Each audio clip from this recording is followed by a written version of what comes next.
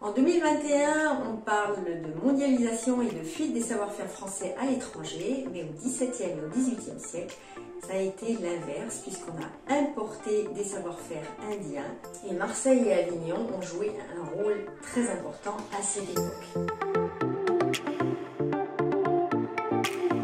Bonjour à toutes et à tous, je suis Marie-Hélène Héral, artiste brodeuse, créatrice de la marque Studio Héral et de son école de broderie d'art du même nom. Comme d'habitude, pensez à vous abonner en cliquant juste en dessous et pensez également à cliquer sur la petite cloche pour activer les notifications pour les vidéos à venir. Alors aujourd'hui, je vous emmène rue des Teinturiers à Avignon et je vous explique également dans cette vidéo pourquoi on dit à Avignon et pas en Avignon et pourquoi on a dit passer un temps en Avignon. Alors la rue des Teinturiers se trouve à l'intérieur des remparts d'Avignon qui constituent donc l'intramuros, il y a également l'extramuros.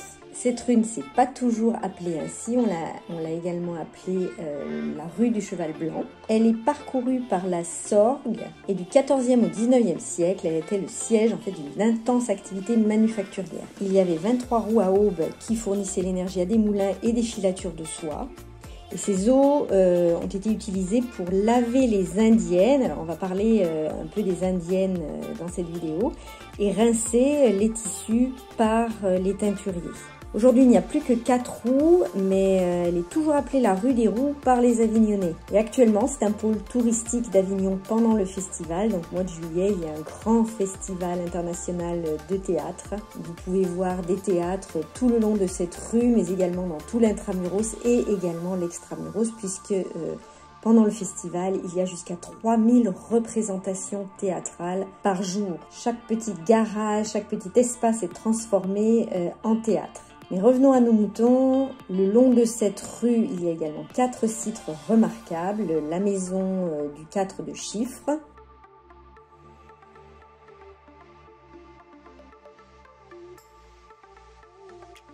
Non loin de là, il y a la maison de Jean-Henri Fabre, qui était un scientifique, un professeur de sciences et de sciences naturelles, et qui s'est beaucoup intéressé à la teinture de la Garance, on va en parler également. Il y a également la chapelle des Pénitents Gris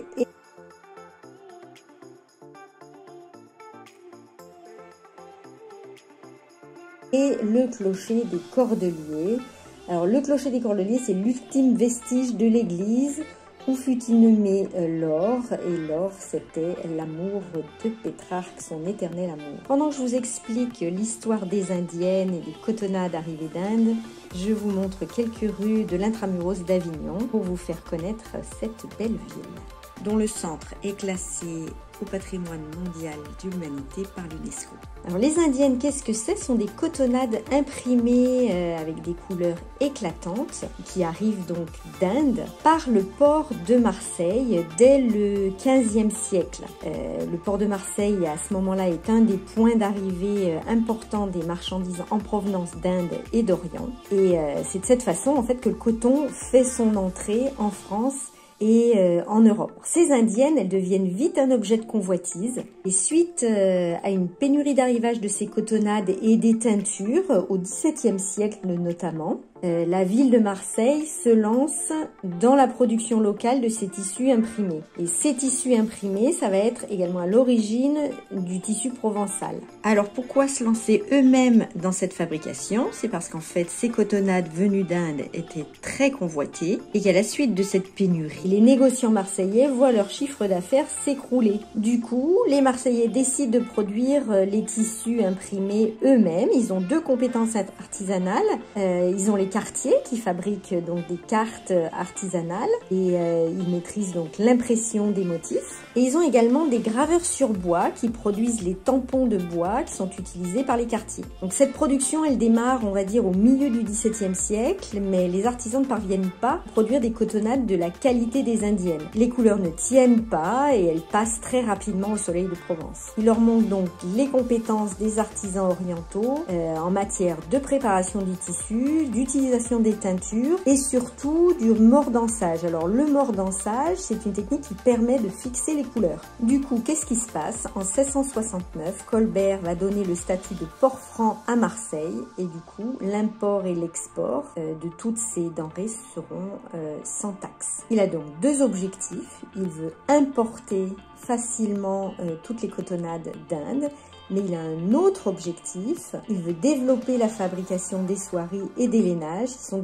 l'une des spécialités de la France, et il voudrait donc les exporter. Colbert a donc vu l'importance des textiles en France et sur toutes ces cotonnades, et il va faire venir des artisans arméniens à Marseille. Il va demander à la ville de les intégrer en échange de leurs compétences en matière d'impression sur tissu. Donc à l'origine, les Arméniens devaient former les Marseillais dans l'impression de la soie, mais les artisans marseillais se sont servis de ces techniques pour l'impression sur la toile de coton et la production des cotonnades indiennes, qui va atteindre du coup la qualité requise. De nos jours, le terme indienne évoque plutôt des cotonnades bon marché ou des motifs floraux recherchés, mais du 16e, on va dire, du 16e siècle au début du 19e siècle, l'indienne est un tissu de luxe aux couleurs et aux motifs inédits. Et ces indiennes, elles sont exportées depuis au moins le Moyen-Âge vers l'Asie et l'Afrique, puis ensuite vers l'Europe, qui ne représentait qu'un petit marché. Selon les spécialistes, depuis au moins le 8e siècle, l'Afrique et l'Asie, notamment l'Égypte, la Thaïlande, l'Iran, le Japon et l'Indonésie, recherchaient avec avidité les cotonnades indiennes et ont de fait influencé les répertoires de motifs des artisans indiens. L'impression des motifs des tissus provençaux est faite avec la même technique que les indiennes. Donc on grave un motif sur une planche de bois et on applique la planche de bois, dont la face gravée a été trempée dans la teinture, sur la toile préalablement préparée. Ce tissu après est alors lavé, séché et préparé pour la couleur suivante. Puis les planches deviennent de véritables tampons. On parle aujourd'hui de block printing, donc c'est toujours la même technique. En Inde, on imprime toujours avec les mêmes techniques à la main. Et donc les dessins sont pour certains inspirés des motifs orientaux, comme la palmette. Vous savez, cette palmette qu'on appelle souvent aussi l'impression cachemire en France, et qui font dire aussi aux Français parfois que les Indiens ont copié le dessin provençal. Bien entendu, il n'en est rien, ça a été l'inverse. Ces indiennes étaient fabriquées essentiellement sur la côte de Coromandel, donc la côte est de l'Inde.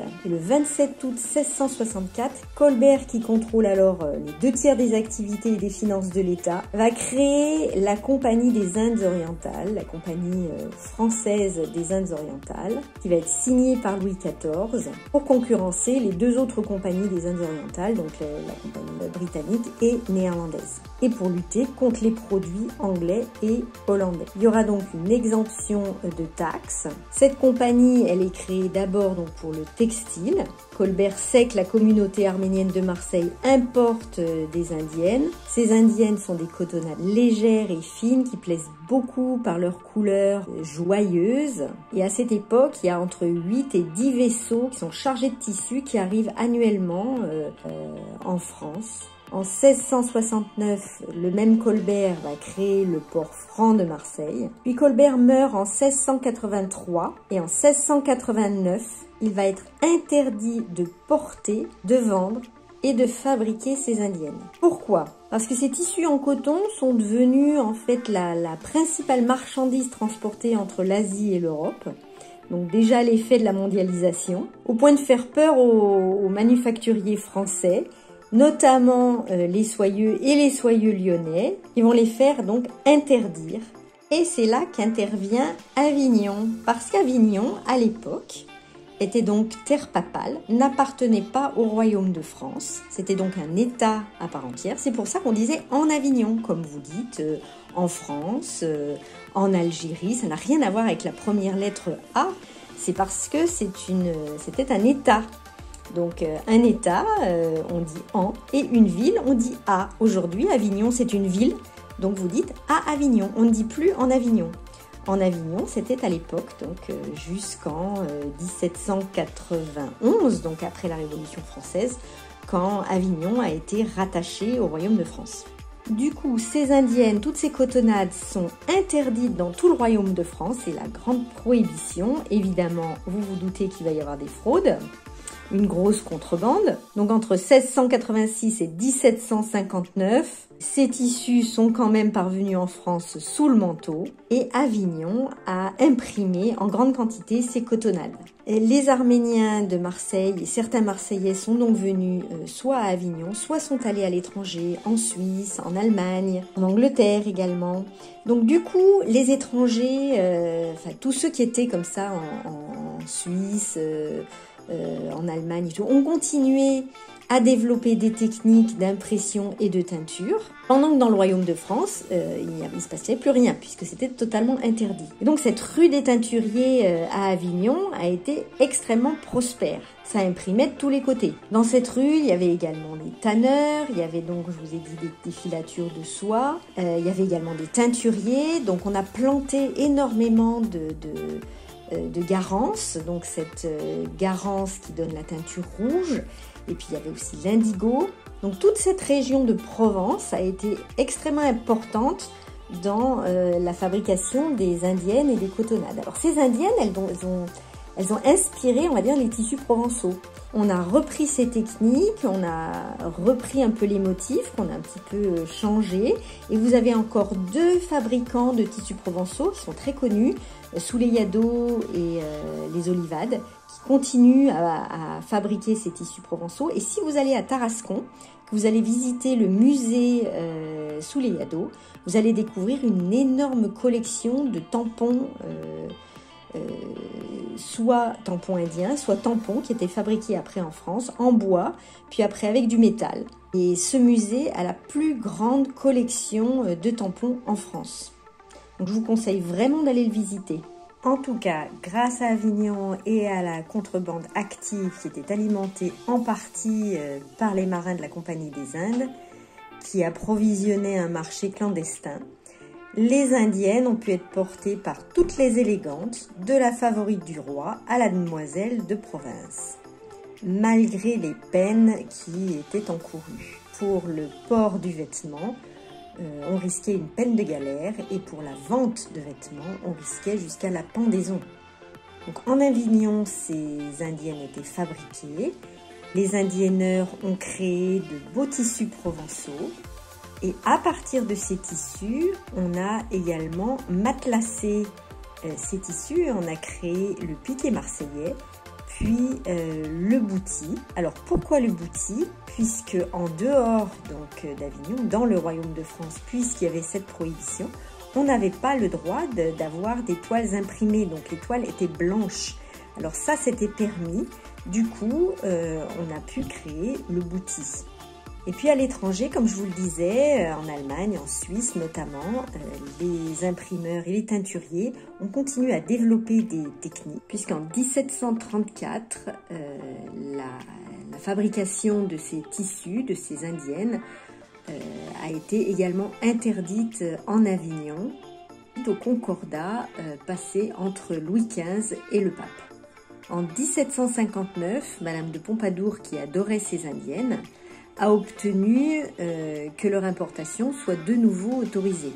C'est ainsi que Christoph Philipp Oberkampf, qui était le fils d'un teinturier allemand qui vivait en Suisse, est venu en France après l'abolition de cette prohibition, donc en 1759. Il est arrivé en France et comme la production d'indiennes était redevenue légale, il a proposé aux Suisses du roi Louis XVI de s'associer avec lui pour créer à Jouy-en-Josas une manufacture d'indiennes. Jouy-en-Josas se trouve dans les Yvelines. Les premières toiles ont été imprimées le 1er mai 1760 et elles ont de suite eu beaucoup de succès. Vous connaissez la suite, ça a donné la toile de Jouy. Oberkampf a pu agrandir son usine, il a eu un terrain jusqu'à 18 000 m². 900 ouvriers, puis après 1500 ouvriers. Après 10 ans de résidence en France, il est devenu français. Les plaques de bois sont devenues des plaques de cuivre qui étaient gravées également. Comme elles étaient souples, elles ont pu se fixer sur des tambours cylindriques. Du coup, ça a augmenté la production, c'était l'ère de la mécanisation. Et en 1783, Louis XVI a donné le titre de manufacture royale à cette manufacture. Oberkampf a donné donc son nom à une rue à Paris et à une station de métro. J'aurais aimé vous emmener également au Rocher des Dons où se trouve la statue de Jean Altin. Mais lorsque nous avons tourné ces vidéos, c'était la préparation du banc des vendanges et donc il était donc interdit d'aller dans le jardin du Rocher des Dons. Jean Altin, de son vrai nom Hovhannes Altounian, était un agronome français du XVIIIe siècle d'origine arménienne et qui a joué un grand rôle à Avignon à cette époque. Alors, il a d'abord apporté des graines de coton, il a voulu se lancer dans la culture du coton, mais évidemment les soyeux lyonnais ont fait interdire cette culture. Arrivé à Avignon et surtout dans le comtat vénessin en général, puisqu'il a commencé ses cultures à Caumont, juste à côté d'Avignon, on lui a accordé des terres et il a fait pousser la garance. Alors à cette époque, dans le comtat vénessin et dans le Vaucluse, il y avait plus de 9000 hectares de culture de garance. La poudre de garance a alimenté bien sûr les teintureries d'Avignon, mais également d'Orange, qui produisaient les indiennes. Entre 1840 et 1860, donc au 19e siècle, il y a eu jusqu'à 20 hectares de garancières dans le Midi, entre le Vaucluse, les Bouches-du-Rhône, la Drôme, le Gard, l'Hérault, puis plus tard les Alpes de Haute-Provence, l'Ardèche et le Var. On peut donc dire que l'histoire de l'impression textile a commencé en Inde et s'est exportée dans le monde entier. La mondialisation ne date donc pas du 21e siècle.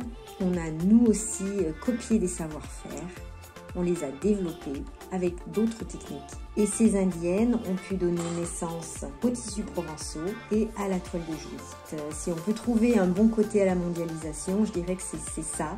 C'est-à-dire que les habitants de certains pays s'approprient des techniques qui viennent d'ailleurs et les transforment à leur goût pour créer encore autre chose. En broderie d'art, c'est la même chose. C'est vous qui allez créer quelque chose qui vous ressemble. Donc si vous êtes française, vous avez peut-être d'autres goûts qu'une personne par exemple indienne, qu'une personne asiatique, qu'une personne africaine. Et c'est ce que je peux voir également à la réunion avec mes élèves. Ils s'approprient des techniques et transforment les motifs avec leur culture. C'est le côté magique de la création de l'être humain. Et c'est pour ça que c'est important aussi que les techniques circulent.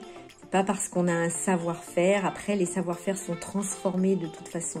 Donc il ne faut pas avoir peur de partager et de partager encore. Enfin, ça c'est mon avis, bien sûr. J'espère que l'histoire des Indiennes et des Indienneurs vous aura plu. Laissez-moi un petit commentaire si ce genre de vidéo vous plaît. Et pensez à télécharger mon e-book, il est gratuit si vous voulez en savoir davantage sur les matières qu'on utilise en broderie d'art, c'est dans le descriptif juste en dessous. Je vous retrouve très vite pour une prochaine vidéo. En attendant, portez-vous bien, belle semaine à vous, au revoir.